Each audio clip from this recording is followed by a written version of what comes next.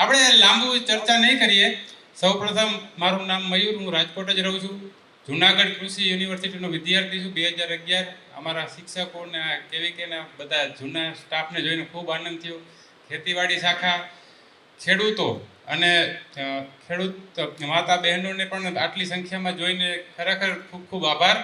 હવે મારે વાત કરવી છે કે ખેતીમાં આપણે સૌથી જરૂરિયાત વસ્તુ જે છે કે ખાતર, પછી છે કે બિયારણ, ને ત્રીજું છે જંતુનાશક દવા. તો ખેડૂતને ખાતરમાં કોઈ પ્રશ્ન નથી થતો કે ખેડૂતને યુરિયા લેવું હોય તો 266 રૂપિયા 50 પૈસા મળે છે બધાને, બરાબર. બિયારણ તમારે લેવું હોય, બોલગાટ લેવું હોય તો 830 રૂપિયા કે જે સરકારે ભાવ નક્કી કર્યો એટલે ખેડૂતને મળી ગયું. હવે ત્રીજી વસ્તુની વાત કરીએ, દવા લેવી હોય તો કુવાડોમાં 100 દુકાન હોય અને 100 ખેડૂત હોય 100 ફરે, દુકાન ફરે, ભાવ ફરે, બધું ફરે. એટલે સૌથી મોટો વિષય છે જંતુનાશક દવાનો, કે 100 રૂપિયાની દવા હોય ને 2000 MRP હોય, 1500 હોય, 3000 હોય. એટલે આપણે એમ થાય કે હાકું હોય તો ઓછા દે, રોકડાવાળો 500 ઓછા દે. અને એમાંય પાછું જરૂરિયાત ઈયળની હોય તો એના ભેગી મામા ભેગી ભાણીઓ ફ્રી, 2 દવા બીજી આવે. એટલે આપણે બિલ વધે, બીજું કંઈ વધે નહીં. ખેતીમાં શું વધે? બિલ વધે અને એગ્રો વાળાના છોકરા મોટા થાય. આ દેશી વાતની વાત કરવી છે. તો આ આપણી જે ઇફકો જે છે, ઇફકો કોઈ પ્રાઇવેટ કંપની નથી. તમને બધાને ખ્યાલ હશે કે Indian farmer fertilizer cooperative limited એટલે સહકારી સંસ્થા છે.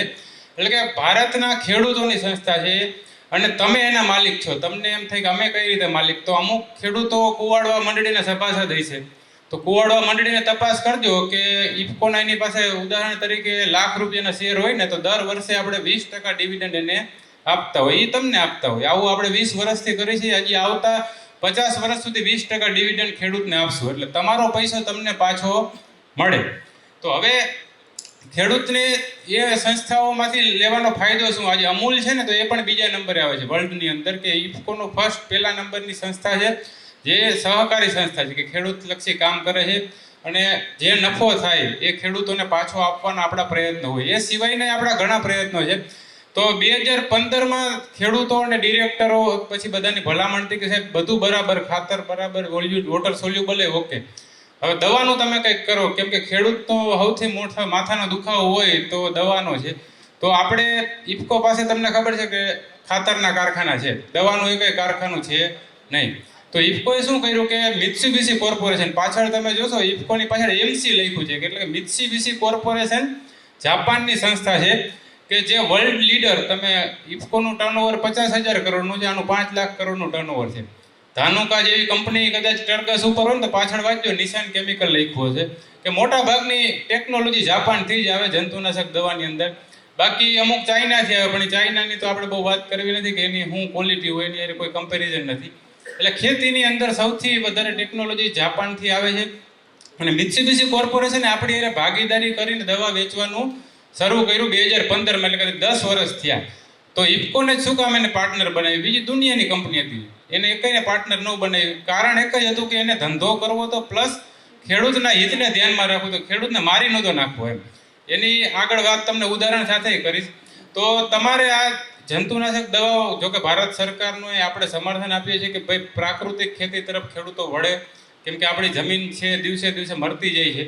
પણ જ્યાં સમજી લો કે ઓપ્શન જ નથી, કે મગફળીમાં નિંદામણ થઈ ગયું તો મજૂર નથી, આ નથી, તો દવા સિવાય કોઈ ઓપ્શન નથી. એટલે આપણે જંતુનાશક દવા ના છૂટકે નિંદામણ નાશક વાપરવી પડે છે, એગ્રો કેમિકલ. તો એ એગ્રો કેમિકલ તમે ઇફકોની પસંદ કરો તો એના મુખ્ય 4 ફાયદાની જ વાત કરીશ, બહુ સમય નહીં લઉં. સૌથી પહેલો ફાયદો તમને થશે કે ક્વોલિટી. નેવર, કોઈ દી જિંદગીમાં તમે ક્વોલિટી છેતરાશો નહીં. અહીંયા આપણે એમ થાય કે સાહેબ હવે એ દવાને ચખાતી તો નથી, ડબલું ખોલી ને આપણે ચાખીને તો નથી ચેક કરવાથી કે ભાઈ સારું રિઝલ્ટ કેવું છે. તો ખેડૂત, જેટલી મારી ઉંમર છે એનાથી વધારે તમારો અનુભવ છે, તમે જાતે ડૉક્ટર છો. ખેડૂત એક ડૉક્ટર હોય અને એની લેબોરેટરી હોય ખેતર. હવે કોઈને મગફળીમાં ઈયળ આવી હોય તો ઇફકોનું અમારું પ્રોક્લેમ આવે, જાણે કે 150 રૂપિયાનું 100 ગ્રામ આવે, 10 પંપ થાય, 15 રૂપિયામાં 1 પંપ પડે. અને બજારમાંથી તમે સિંજેન્ટાનો લઈ આવો 800 રૂપિયાનો 100 ગ્રામ, 80નો પંપ મારો. એક જ ખેતર હોય, 10 પંપ એના કરો, આપણા કરો, દૂધનું દૂધ, પાણીનું પાણી. પછી અમુક ખેડૂત એવા છે VIP કે ભાઈ એને મોંઘું જ વાપરવું છે, કોલર ઊંચું કરીને, એનો કોઈ ઉપાય નથી. ઘણાને કેવું હોય કે સસ્તું એમાં કંઈ કાઢી લેવાનું ન હોય, એવું ન હોય. આમાં સસ્તું શું કામ છે કે ભાઈ આ એક સહકારી સંસ્થા છે, એટલે ક્વોલિટીની ચકાસણી તમારે જાતે જ કરવી પડે, એનો કોઈ ઉપાય નથી. હું બોલીને વયો જાઉં, ગમે એટલી મિટિંગ કરું, એનો કોઈ મતલબ નથી. તમે જ્યાં સુધી અખતરો ન કરો ત્યાં સુધી તમને રિઝલ્ટ મળે નહીં. અને મફતમાં ડેમોનું રિઝલ્ટ ન મળે, એ હું તમને કહી દઉં. બધાને ડેમોનું રિઝલ્ટ ક્યારેય મળે નહીં. એટલે ખર્ચો કરીને એકવાર ઇફકોનું ઉત્પાદન વાપરજો અને ભાવની કમ્પેરિઝન કરજો.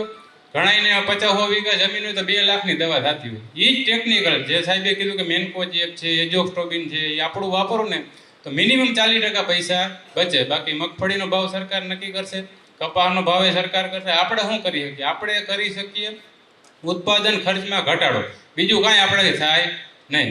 અને એગ્રોના ચક્કરમાંથી દૂર જો. આજથી 50 વર્ષ પહેલાં જમીન વધારે હતી, એગ્રો ઓછા હતા. અત્યારે જમીન ઘટતી જ જાય છે પણ એગ્રો તો વધતા જ જાય છે. જો કેમ કે એની અંદર જ જે છે એ મલાઈ એમાં જ છે. કોઈ યુરિયા નહીં વેચે, શું કામ? 5 રૂપિયા ગુણીએ મળે. એમાંય મજૂરી ગોડાઉન ભાડું બાદ કરો તો હામાં મૂકવાના થાય. બાકી દવામાં એવું નથી. એટલે પહેલી વસ્તુ, તમે ક્વોલિટીમાં ક્યારેય છેતરાશો નહીં. કેમ કે મિત્સુબિશી કોર્પોરેશન જાપાનના જે ક્રાઇટેરિયા છે, જાપાનીઝ ટેકનોલોજી છે, એમાં કદાચ 2 વર્ષ પછી દવા વાપરો ને તો એ રિઝલ્ટ એવું ને એવું મળે. એટલે પહેલું ક્વોલિટી. બીજું આની અંદર કે અમે એમઆરપી ઓછી મારીએ છીએ. જાણે કે કોન્ટા પ્લસ તમે અમારું લેવા જાવ ને તો એની એમઆરપી 300 રૂપિયા હોય, જ્યારે બજારમાં 700-800 ફૂગનાશકની એમઆરપી હોય. પછી મેં કીધું એમ ઈયળની દવાની એમઆરપી ઓછી હોય. બધી પ્રિન્ટ જ અમે ઓછી મારીએ એટલે તમારી પાસે કોઈ લઈ શકે નહીં. નહીંતર એગ્રોવાળા શું કરે કે ભાઈ સાહેબ તમારે આવવાની જરૂર નથી, એમઆરપી મારી દો, અમે ધંધો કરી દે. હું વલસાડે મારી પોસ્ટિંગ હતી તો આંબામાં ઈમીડા બહુ મારે કોન્ફિડર તો 4-5 હજાર રૂપિયા લીટર હોય. અમારી એમઆરપી 1150 રૂપિયા છે. તો ખેડૂત એકવાર તો વિચારમાં પડી ગયો કે આ સારું થાય કઈ રીતે એમ. એટલે અમે તે દિવસે અહીંયા અમારી 1 કરોડની જ દવા વેચાતી. મને કે સાહેબ તમારે 5 કરોડની વેચવી, પ્રિન્ટ મારી દો, તમારું કાંઈ કામ નથી. આ ખેડૂતમાં ગળા ઢળવાનું રહેવા દે. પણ ના, અમારે એવું કરવું નથી. અમારે ખેડૂતને માહિતગાર કરશું અને એને જો મગજમાં ઉતરે તોય ભલે, ન ઉતરે તોય ભલે. એટલે પહેલી વસ્તુ ક્વોલિટી, બીજું ભાવ. એમઆરપી આની છાપેલી હશે એટલે તમે જાઓ, તમારો ભાગ્યો થાય, કોઈ છેતરાશે નહીં. પાકું જીએસટી વાળું બિલ મળશે. ન મળે તો માંગવાનું. ડુપ્લિકેટ આની અંદર થશે નહીં. ત્રીજું, તમને મળશે ક્યાં? તો સહકારી સંસ્થાઓમાં મળશે. પણ હવે અમુક સહકારી સંસ્થાને હવે ટૂંકમાં આમાં રસ નથી, કેમ કે એનો પગાર ફિક્સ હોય, એને કંઈ માથાકૂટ કરવી નથી. એટલે આપણે ગુજરાત સરકારમાં જેટલા એબીસી છે, એગ્રો સર્વિસ સેન્ટર અથવા એગ્રી બિઝનેસ સેન્ટર, પણ તમારે માંગવું પડશે, સામેથી નહીં આપે. શું કામે? કેમ કે મારી દવા 100 રૂપિયાની હોય ને તો એમઆરપી 110 હોય. 10%માં એને રસ ઓછો હોય, પણ તમે ખેડૂત માંગે એટલે એ વેપારીને ફરજિયાત વેચવી પડે. પ્લસ ચોથો ફાયદો આની અંદર મહત્વનો એવો છે કે ન કરે નારાયણને કોઈ ખેડૂતને કાંઈ થઈ જાય તો આપણે એની અંદર વીમાની યોજના છે. ઇફકો ટોક્યો એટલે આપણી વીમાની કંપની છે, જેનું પ્રીમિયમ ખેડૂત વતી અમે ભરતા હોય. જે નફો અમારો થતો એટલે અમે ફ્રીમાં તમારો વીમો ભરતા હોય. તમારે શું કરી રાખવાનું? ખાલી બિલ સાચવી રાખવાનું, પાકું જીએસટી વાળું. એટલે ખાતરમાંથી 2 લાખ રૂપિયા અને દવામાંથી 3 લાખ રૂપિયા આપણે ખેડૂતને સહાય કરશું ને. અને વારસાગત હશે જેને, એને આપણે ઇફકો ટોક્યોમાં એનું ફોર્મ ભરી અને જે તે સંસ્થાએથી બિલે લઈ લેશું અને આપણે એને ફૂલ નહીં તો ફૂલની પાકડી સહાય કરી શકીએ. બાકી જેમ આની મારી પહેલાં કેવી કેવાડા સાહેબે કીધું એમ કે ભાઈ દવાઓનો વ્યાપ વધતો જાય છે અને આપણને ખબર નથી, સાચી માહિતી ખબર નથી હોતી. એના હિસાબે આપણે શું છે, એગ્રોના ભરોસે જ હાલતા હોય. પણ એવું ન હોય. આજે એન્ડ્રોઈડ મોબાઈલ આવ્યો તો બધાને આવડી ગયું. કેમ કોઈને શીખવાડવું ન પડ્યું? એમ આપણે ખેતી આપણો વ્યવસાય છે, આપણો ધંધો છે. જો રસ લેશો તો કામનું, બાકી ભાગ્ય લઈ જાય, બાકી આપણે બેઠા રહેવું, આવું થવાનું છે. એટલે ટેકનિકલી તમારે એટલીસ્ટ 10 દવાના નામ તો ખબર હોવા જોઈએ ને કે ભાઈ હું એમાં પ્રોક્લેમ મારું છું તો એની અંદર છે શું? તો કે ભાઈ એમાં મેક્ટિન 5% છે. પ્રાઇવેટ કંપની વાળો આવે એ કે નવી છે, નવું કંઈ હોય નહીં. એ બધું તમને 2 દવા ભેગી કરી દે, કાકા ઊંચા નીચી ટકાવારી હોય, એ નવું હોય. એટલે કે પંપની ગણતરી જો ખેડૂત કરશે તો એ આગળ આવશે. બાકી તો શું છે કે આપણે એગ્રોના ભરોસે. બીજું આપણે મોટામાં મોટી તકલીફ કેમ કે આપણે ઉધાર લેતા હોય એટલે આપણે કાંઈ બોલી જ ન હોય. બોલો જી ભાવ ભરે એ રામ જાણે, છેલ્લે ભરવા ટાણે 10% કાપીને બિલ ભરે. એટલે બહુ ઓલા સાહેબે જેમ કીધું, ગોલ્ડ લોન લઈને ખેતી કરો ને તો એ સસ્તી પડે. જો આપણે રોકડેથી લેતા હોય ને તો તમે ભાવ કરી શકો. ઉધારમાં તમારી પાસે કોઈ સત્તા જ નથી બોલવાની, ભાઈ જે હાલતું એમ હાલવા દો. એટલે થોડુંક આપણે જાગૃતિ લાવવાની જરૂર છે. અને જ્યાં પસંદગી તમે દવાઓની કરો તો સારી કંપનીની દવા વાપરો. બાકી ડુપ્લિકેટ ને આ લોકલ ને બધી દવા અમારી એક્સપાયર થઈ જતી હોય ને તો અમે ફેંકી દેતા હોય. ગુજરાત સરકારને 1 બોટલ ફેંકવાને 80 રૂપિયા દેવા પડે. અને આ બાયો પ્રોડક્ટ વાળા તમે જે બ્રહ્માસ ને એ બધા ત્યાંથી જ ભરતા હોય. એમાં રિઝલ્ટ તો મળે જ, એમાં ન મળે એવું કાંઈ હોય નહીં. પણ તકલીફ શું પડે? સાઈડ ઇફેક્ટ આવે. કોઈનો કપાસ હોય તો પછી પાછળથી લાલ થઈ જાય. આ તે પોતા ઘણા પ્રશ્નો પણ ખેડૂત જોવે નહીં. નાનું છોકરું હોય, અડધી ટીકડી તાવની આપવાની ડૉક્ટરે કીધું હોય તોય તાવ વયો જાય. આખી પાવ તોય તાવ તો વયો જ જાય. પણ જે આડઅસર થાય એ કોઈ ખેડૂત જોતું નથી. છોડ બિચારો બોલી શકતો નથી. એટલે ખેતીની અંદર જંતુનાશક દવાઓ ખરીદવાનો આગ્રહ સારી કંપનીનો રાખો. એમાં આપણી ઇફકો જે સહકારી સંસ્થા છે એક વાર ખાલી વાપરજો ને પછી આવતા વર્ષે આ ગ્રીન ટીવી ન કરતા અમે મિટિંગ કરશું ઇફકોમાં. એમાં પણ આવું તમને જાત અનુભવ કરજો કે ભાઈ શું ખરેખર ફેર છે, એટલે તમને બહુ વધારે ફાયદો થશે. મગફળી વધારે પડતી આપણે થઈ છે તો મગફળીની અંદર જો આપણી પાસે બધી ઈયળની દવામાં પ્રોક્લેમય છે, કોરાજન છે, પછી તમારે ફૂગનાશકની અંદર હેક્જા કોન્ટા 300 રૂપિયા લીટર. પણ જનરલી ખેડૂતને કેવું હોય ખબર છે કે રોગ આવવાની રાહ જોતા હોય કે કંઈક ફૂગ આવે ને કોઈ ફૂંકાઈ જાય છોડ પછી છાંટવું, પણ એવું ન કરાય. ફૂગનાશક અગાઉ છાંટવી જોઈએ કે ભાઈ વાતાવરણ ખરાબ થતું હોય ને આપને અંદાજો આવી જવો જોઈએ. અને હેક્જાનો સ્પ્રે મારો 15-20 રૂપિયાનો પંપ થાય, તો એ આપણે આગોતરું આયોજન કરીએ તો રોગને આવેલો અટકાવી શકાય. બાકી જે વયું ગયું એ કોઈ દવાથી જિંદગીમાં પાછું આવે નહીં. જે સુકાઈ ગઈ વસ્તુ એ પૂરી થઈ ગઈ. એટલે ફૂગનાશકમાં થોડું આગોતરું આયોજન કરવું. પછી કપાસમાં બધી જ પ્રકારની આપણી પાસે દવા છે, 80 થી 90 પ્રકારની દવા છે. લિસ્ટ તમને પાછળ સ્ટોલ ઉપરથી આપશું. પછી તમારી નજીકની જે સહકારી સંસ્થા ABCAC થ્રુ પણ તમે મંગાવી શકશો.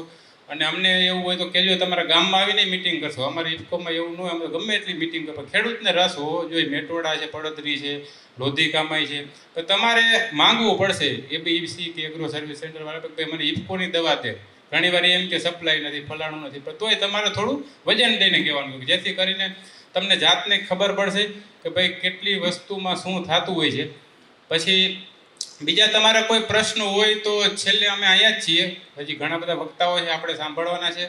देखिए ग्रीन टीवी YouTube पर भी, बस सब्सक्राइब करें और बेल आइकन दबाएं।